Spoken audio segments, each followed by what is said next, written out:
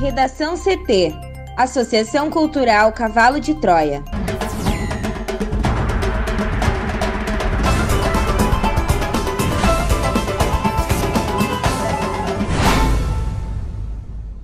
Agora, no Redação CT. Libertado de detenção no Egito, médico gaúcho desembarca em Porto Alegre. Reforço da Coronavac em idosos é injustificado, neste momento avalia Butantan. Rogério Caboclo é afastado da presidência da CBF após denúncia de assédio sexual e moral.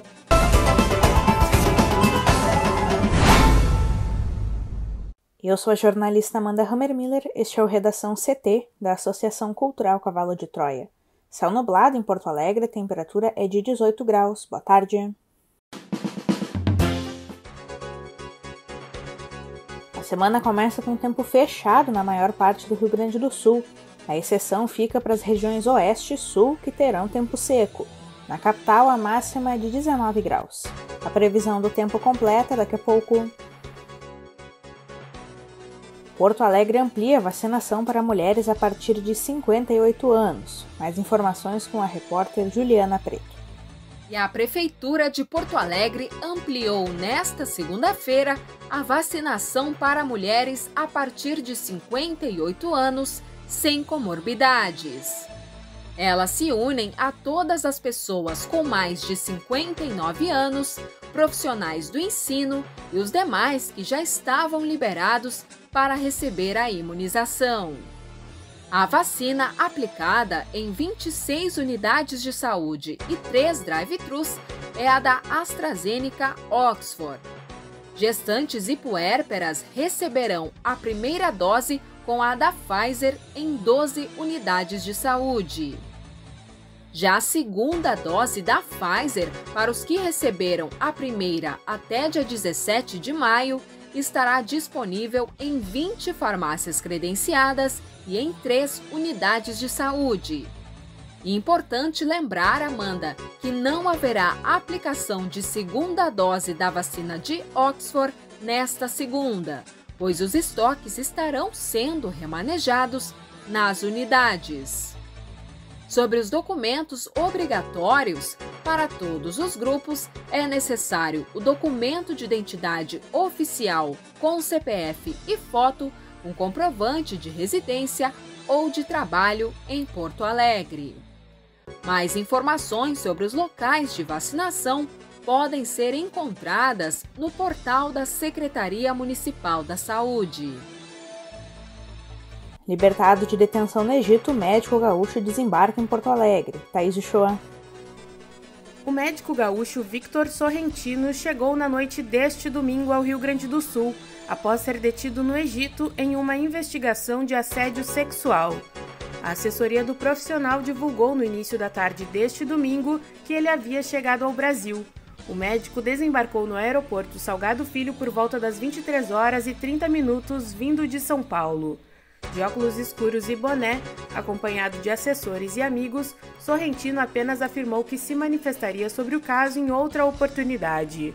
O médico foi detido em 30 de maio, no Cairo, capital do Egito, após um vídeo em que faz perguntas com conotações sexuais a uma vendedora viralizar na internet.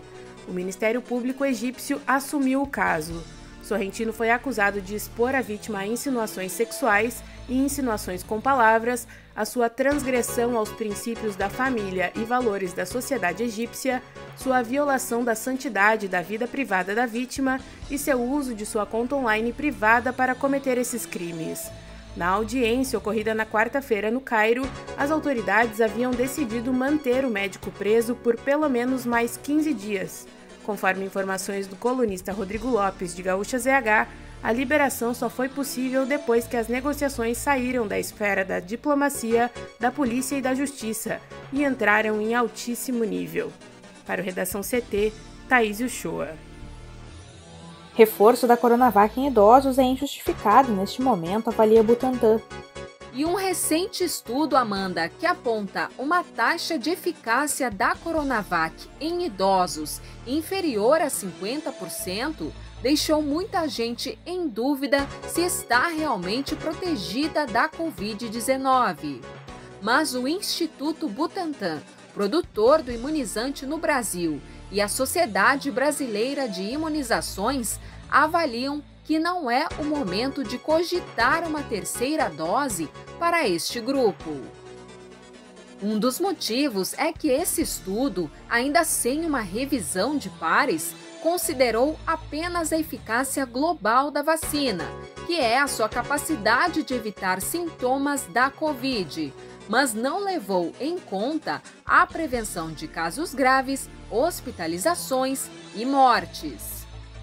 Em entrevista coletiva à imprensa, o diretor do Instituto Butantan, Dimas Covas, rechaçou a possibilidade de revacinação dos idosos por enquanto e afirmou que a Coronavac é uma das melhores vacinas que estão disponíveis no mundo e que agora tem efetivamente demonstrado o seu papel na vacinação. O Butantan já havia se manifestado anteriormente ao dizer que a vacina não é barreira para a infecção pelo vírus, mas reduz expressivamente o risco de uma pessoa ter a doença causada pelo vírus, evitando, sobretudo, quadros graves, hospitalizações e mortes. Na avaliação da Sociedade Brasileira de Imunizações, não há qualquer indicativo de fracasso da Coronavac, desde que ela começou a ser aplicada no Brasil. Pelo contrário, Amanda, um estudo da Universidade Federal de Pelotas apontou que a vacinação evitou cerca de 14 mil mortes de idosos acima de 80 anos no Brasil, o grupo que foi majoritariamente vacinado com a Coronavac. Para os especialistas, o debate sobre a dose de reforço deve se dar em dois cenários. Se houver variantes do coronavírus que escapem de maneira significativa da imunidade conferida pelas vacinas, ou quando a proteção eventualmente acabar. Mas a possibilidade de que haja um calendário anual de vacinação contra a Covid, a exemplo do que ocorre com a gripe, é real. As atualizações das vacinas já estão sendo estudadas por alguns laboratórios, justamente pelo risco de emergência de novas variantes. Para o Redação CT, Juliana Preto. Rogério Caboclo momentaneamente não é mais presidente da CBF. O dirigente foi afastado por 30 dias neste domingo por uma determinação da Comissão de Ética do Futebol Brasileiro após o Globo Esporte revelar uma funcionária da entidade que o acusou de assédio sexual e moral. Caboclo ofereceu 12 milhões de reais à funcionária que o acusou. O objetivo era que ela não divulgasse as gravações e negasse tudo. A mulher, no entanto, recusou a proposta, segundo a reportagem do Fantástico exibida neste domingo. A funcionária havia sido instruída por advogados a gravar as conversas sempre que ficasse sozinha com o Caboclo. Os áudios foram exibidos pela reportagem do Fantástico, que confirmou a veracidade com o perito. Em uma das gravações, após oferecer uma taça de vinho a funcionário, o ex-presidente da CBF faz perguntas de cunho sexual. A vítima então corta a conversa e sai da sala. Em outra situação, Caboclo oferece um biscoito para cachorros para a vítima e a chama de cadelinha. Ele chega a latir imitando um cachorro quando ela recusa o biscoito. No dia seguinte, ela confrontou o Caboclo e afirmou que se sentiu humilhada com a situação. Ele reagiu determinando que a vítima não tivesse relações de amizade com nenhum outro funcionário da CBF. No fim do dia, o ex-presidente ainda disse que as roupas dela eram incompatíveis com o ambiente de trabalho. Situações como essas eram frequentes, segundo a funcionária, que alegou ser constantemente insultada e humilhada em frente aos dirigentes da CBF. Na sexta-feira, a vítima entregou um documento de 12 páginas detalhando as agressões. Ela pede que o Caboclo seja investigado e punido pela legislação brasileira. A funcionária também pede que retome seu cargo como secretária da CBF. Em nota, a defesa do ex-presidente da entidade nega que houve assédio, mas reconhece que foram feitas brincadeiras inadequadas. O caso gerou repercussão na cúpula da CBF. Antes de ser afastado, o Caboclo pretendia anunciar diversas demissões na confederação. O plano do dirigente incluía a troca de Tite no comando da seleção brasileira, além das saídas de nomes de peso como Walter Feldman, secretário-geral da entidade. Isso porque Caboclo não se viu protegido pelos nomes que o cercam diante da acusação de assédio moral e sexual. Se sentindo traído, ele pretendia responder de forma dura com demissões também em sua diretoria. Além de Tite e Feldman, diretores como Manuel Flores, de competições, o Gilberto Rato, do marketing, e Marcelo Aro, das relações institucionais, também estavam entre os alvos de Caboclo. Um dos pontos altos da insatisfação do então presidente da CBF aconteceu no sábado, depois que o diretor de governança e conformidade da CBF, André Megali, enviou um e-mail com a recomendação para que Caboclo se afastasse do cargo por tempo determinado. Em sua carta ao presidente, ele recomendava o afastamento de Caboclo para colaborar nesse período com a Comissão de Ética de Futebol Brasileiro para a apuração dos fatos narrados na referida denúncia. Feldman respondeu o e-mail dizendo que concordava com Megali e acreditava ser de bom tom o afastamento. Caboclo, porém, se irritou com a postura. Nos bastidores, então, a cúpula da CBF se movimentou rápido para que Caboclo fosse afastado da presidência antes que pudesse responder com as demissões. No domingo, o Comitê de Ética da CBF decidiu, então, pelo afastamento do dirigente por 30 dias. Quem assume interinamente agora o comando do futebol nacional é Antônio Carlos Nunes de Lima, o Coronel Nunes, um dos 8 vices do órgão. Vale o critério de idade, ele tem 82 anos e é o mais velho do grupo. Caboclo também estava enfrentando contradições com a seleção brasileira. Depois das manifestações de Tite e do capitão Casimiro, mostrando que a comissão técnica e jogadores da seleção não estão confortáveis de jogar a Copa América no Brasil, Caboclo, ainda enquanto presidente da CBF, tranquilizou o governo federal, anunciando de que no que dependesse dele, a seleção teria um novo técnico na competição, que seria Renato Gaúcho. Com o afastamento de Caboclo, a troca não se confirmou. Tite passou a ser atacado por apoiadores do governo como se essa posição tivesse a ver com alguma simpatia política aos partidos que hoje fazem oposição a Bolsonaro. O governo viu uma resposta tranquilizadora de Caboclo no sábado, um dia antes dele ser afastado, de que Tite seria demitido e Renato Gaúcho seria o novo técnico e faria uma nova convocação com os principais jogadores para a Copa América. Renato é um declarado apoiador de Bolsonaro, que fez com que o governo ficasse ainda mais feliz com esse possível desfecho. O Planalto é o grande fiador da realização da Copa América no Brasil. A CBF recebeu um pedido da Conmebol para socorrer a entidade depois da recusa da Colômbia e da Argentina em sediar a competição, na qual a entidade já investiu mais de 30 milhões de dólares. Nesse esquema, o país sede não recebe nada diretamente para organizar o torneio. O secretário-geral da CBF, Walter Feldman, entrou em contato com o governo e o mais forte ministro de Bolsonaro, o general Luiz Eduardo Ramos, que pessoalmente cuidou de viabilizar tudo. O Planalto entende que a Copa América pode ser uma grande vitória política e que o governo pode mostrar que o país tem capacidade de organizar uma competição continental em questão de dias. Segundo o colunista André Rizek, do Globo Esporte, a ideia iria na linha de rivalizar com a Argentina, que desistiu de sediar a competição. O governo considera também que se o Brasil ganhar, com Neymar levantando a taça no Maracanã na presença do presidente da República, será mais um ponto político a favor de Bolsonaro. Por causa disso, membros do governo foram surpreendidos quando viram o posicionamento do técnico Tite e dos jogadores que não estavam dispostos a jogar a competição.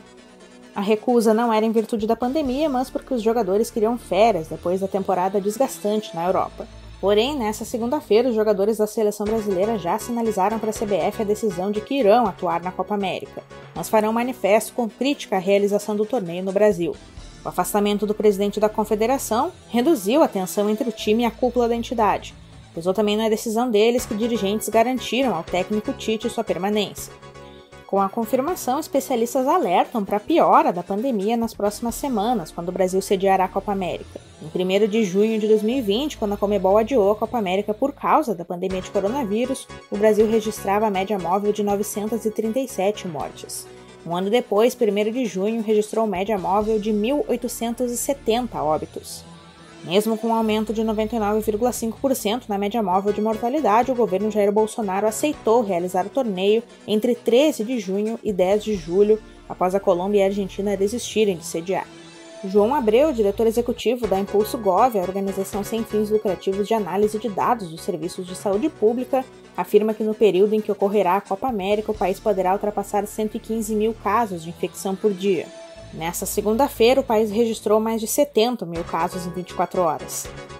A projeção epidemiológica desses 115 mil casos por dia é do painel do Conselho Nacional de Secretários de Saúde e da Vital Strategies, que utiliza dados da Universidade de Maryland, nos Estados Unidos. A projeção é feita considerando os dados diretos e indiretos da pandemia, sendo hospitalizações, registros de síndrome respiratória aguda grave e dados do CVEP gripe, e ainda cruzando dados de sintomas e comportamentos relatados por usuários do Facebook. O recorde de infecções no país até o momento é de 97.586 novos casos em um dia, em 25 de março. Na quarta-feira, dia 2, o Brasil se aproximou mais uma vez da casa dos 100 mil novos casos e registrou 92.115 infecções em 24 horas, o segundo maior desde o início da pandemia. Os últimos boletins do Observatório da Covid-19 da Fundação Oswaldo Cruz, de 22 e 28 de maio, também têm alertado para a circulação intensa do vírus, com a retomada das atividades econômicas e de lazer, principalmente entre os mais jovens. O diretor executivo do Impulso Gov também alerta para o rejuvenescimento da pandemia no Brasil e como esse novo cenário se torna ainda mais preocupante durante um evento de massa como a Copa América. Na contramão da velocidade de novas transmissões, o ritmo da vacinação contra a Covid caiu 23% em maio, considerando primeira e segunda doses. Enquanto na semana epidemiológica de 25 de abril a 1º de maio, o Brasil aplicou 880.920 doses por dia, na semana de 23 a 29 de maio foram apenas 681.570 aplicações por dia. No Redação CT, agora a previsão do tempo com Juliana Preto. E muitas nuvens cobrem o Rio Grande do Sul nesta segunda-feira. Aberturas de sol, entretanto, ocorrem em parte do estado. Elas se dão principalmente em parte do oeste e no sul, onde um tempo seco predomina, apesar de períodos de maior nebulosidade. A chuva atinge muitos pontos do território gaúcho, especialmente a metade norte. Os maiores volumes para hoje ocorrem no noroeste e no norte do RS. E um ar mais frio atua no sul gaúcho e na campanha. A temperatura pouco varia na maioria dos municípios durante o dia. As máximas podem chegar a 20 graus em Santa Rosa e 21 em Uruguaiana. Aqui em Porto Alegre, a máxima deve chegar aos 19 graus e a previsão é de sol entre nuvens e também a possibilidade de chuva a partir da noite. Esta segunda-feira, Amanda, marca o início de uma semana de elevada umidade relativa do ar e instabilidade no Rio Grande do Sul. A chuva será frequente no estado nesta semana e com volumes muito altos em algumas áreas do estado, pela sequência de dias de tempo instável. A chuva no território gaúcho ganha força entre amanhã e quarta-feira. Redação CT, apresentação Amanda Hammermiller, colaboração Juliana Preto e Thaís Uchoa, uma produção da Associação Cultural Cavalo de Troia com apoio da Fundação Lauro Campos e Marielle Franco. Próxima edição amanhã, boa tarde.